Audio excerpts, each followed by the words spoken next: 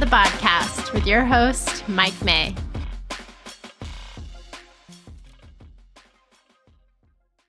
Welcome back, everybody. Today is May 8th, 2024, and we are back with a Hurricanes playoff vibe check. Obviously, the first series against the Islanders ends with a 4-1 series victory for the Hurricanes. The Hurricanes are the better team, in my opinion, throughout. Require a little bit of extra effort at certain points to put the series away, but that's part of playoff hockey. The Canes did what they needed to do. They close out the series in 5 games, move on to face the Rangers in round 2. Now, a bit of a spoiler alert. That series is not off to a hot start.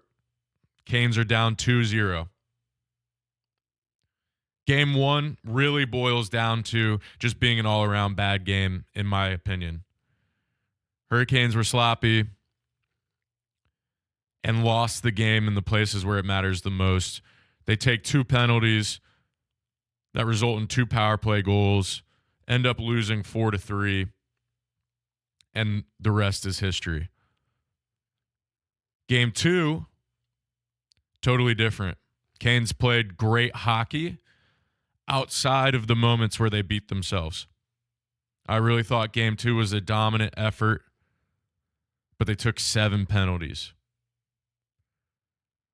The Rangers are able to convert on 2, once again, in back-to-back games, 2 power play goals leading to a Canes loss. They lose 4-3 in both games. Game 2 goes to double overtime, and it's a hard one to swallow because it's reminiscent of the Florida game last year that goes to triple overtime, I believe. Tkachuk puts it away, and it really took the breath out of the Hurricanes, and they never got it back. Now, you have to hope this team has grown from last season and learned from that failure and doesn't do the same thing here. Because at the end of the day, the series should be 1-1. But they took a breath. They had some lapses in focus that opened the door for the Rangers to steal a game, which now puts the Hurricanes in a tough spot, down 2-0 in the series. The most important part of the playoffs, and we've talked about this on previous episodes, goaltending and special teams. The Hurricanes and the Rangers were both elite in both categories in the regular season. Well, the Rangers throughout the playoffs this year, still elite. Their power play is executing 40% in the playoffs, which is phenomenal. And their PK is at nearly 93% in the playoffs. Meanwhile, the Hurricanes are sitting at 20% on the power play and 65% on the PK. Now, the PK, you can say, hey, we're missing a Brett Pesce, and that's true. Brett is important on the penalty kill, but not important enough to be more than 20% worse than you are during the regular season, and that's what they are right now. Now, looking at this series in particular as opposed to the playoffs as a whole, Hurricanes are 0 for 10 on the power play in Game 1 and Game 2 combined. So 0 for 5 in both games. You don't even need to operate at more than, if they operated at 10% in the series, 1 goal on 10, they win Game 2 if they're able to get 1. If they're able to get 20%, 30% of their power plays, you're talking about maybe being up 2-0 in the series. That's how important this stuff is. And the Canes have lost it at the most important time. Now, the Rangers are elite. There's no doubt about it. But the Hurricanes were supposed to be as well. The Rangers are 4 of 9. That means the Canes have only killed 5 out of 9 power plays in this series. Those are backbreakers. The second part, goaltending. We talked about how we needed Freddie to really be Superman if we wanted to make a Stanley Cup run. Well, through the playoffs, through 7 games played this year, he's at .899 save percentage with 2.58 goals against. Those numbers aren't going to get it done. Those aren't even really get you out of the first round numbers.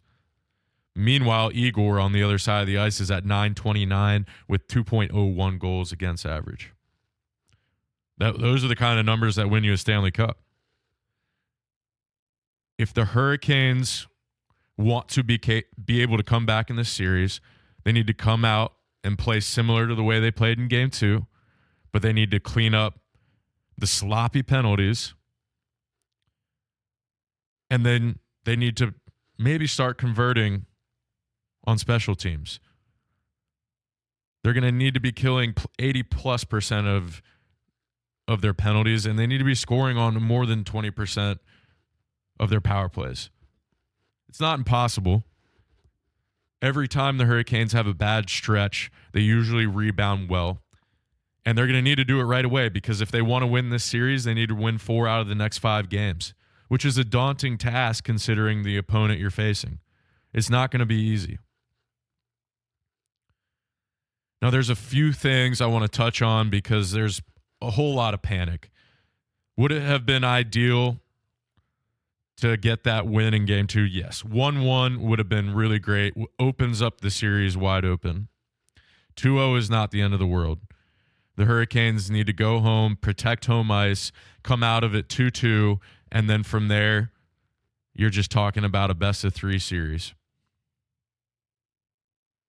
Completely possible, but the team needs to up its play. There's no doubt about it.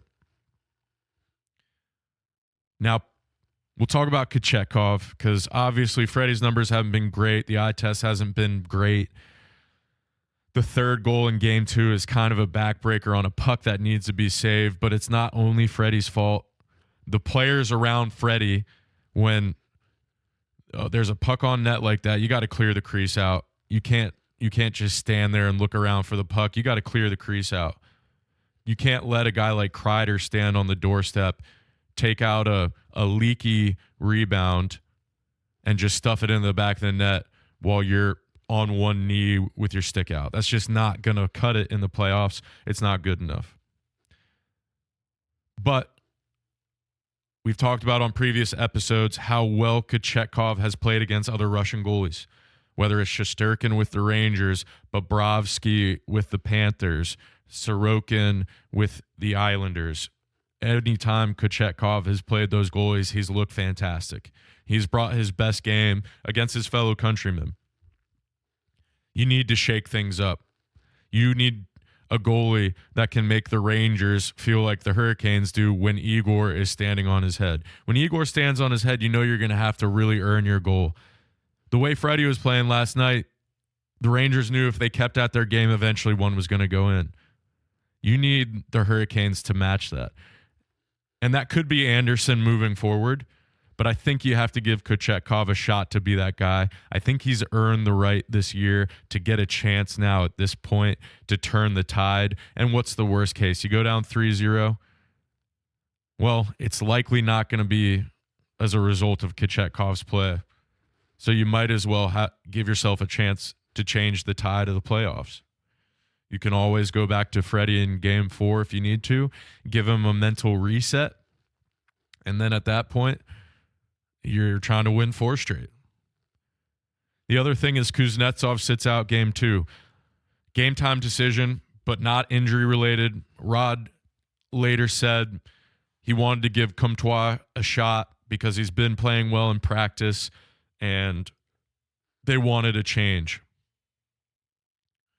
The issue I have with that is that in Game 2, Comtois, who comes in for Kuznetsov, is stapled to the bench in the third period, doesn't play at all in overtime or double overtime.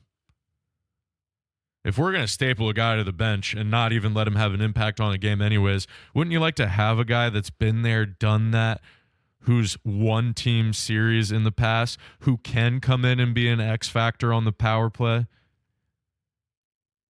I don't know the reasoning. I don't want to speculate either because it could be something we're totally unaware of, and Rod is protecting the player. That could be real. I don't know.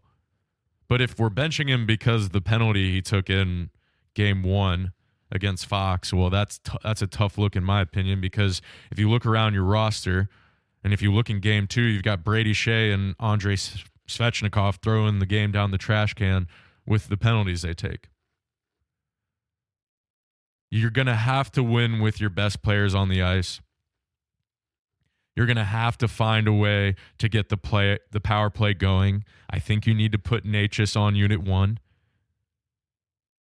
He's showed the most spunk when it comes to wanting to be the goal scorer. You got to have guys that want to do it, that want to be game changers.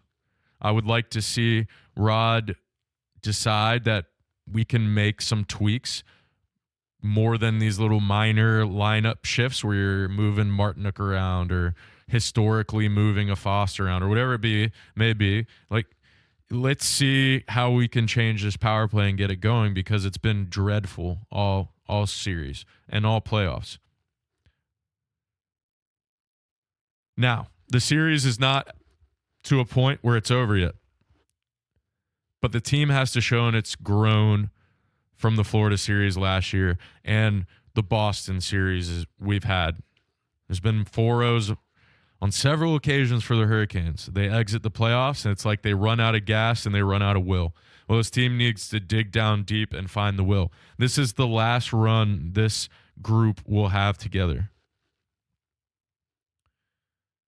You got to buckle up and go for it, because this is it. This is the last dance for this roster. The Hurricanes are going to look a lot different next year. And you hope that they can turn things around and win this series. But if they don't, you need to have your core players learn how to face adversity and come back. I would like to see this go to 6 or 7 games. I would like to see this team turn around, do what they need to do at home, and push this series to the brink. If you lose to this Rangers team in 7 games, I have respect for that, because I think they are the best team in the East. I think they have a legitimate shot at winning the Stanley Cup, as much as it pains me to say. But they are a very, very good team, but you got to push them to the brink. We can't have 4-0, 4-1 against a team that is a similar caliber to the Hurricanes, because that just means you don't have dudes.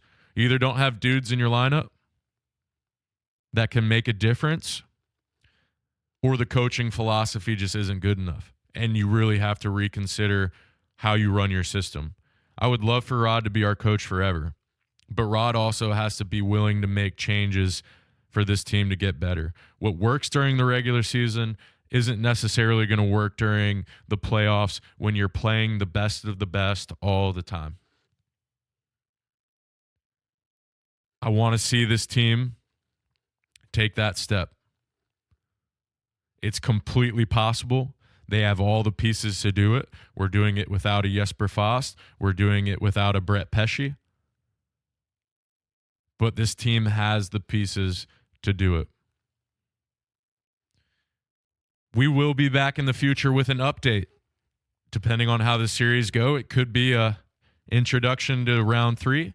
It could be an introduction to the offseason. That's completely up to the Hurricanes and how they want to play. I do have faith that they are capable of doing it, but it's going to take a lot of grit and effort and determination to get it done. To all the Canes fans, make sure you get out to the games Thursday and Saturday and make it the loudest house in the NHL to give these boys the boost they need to knock out the New York Rangers. Go Canes.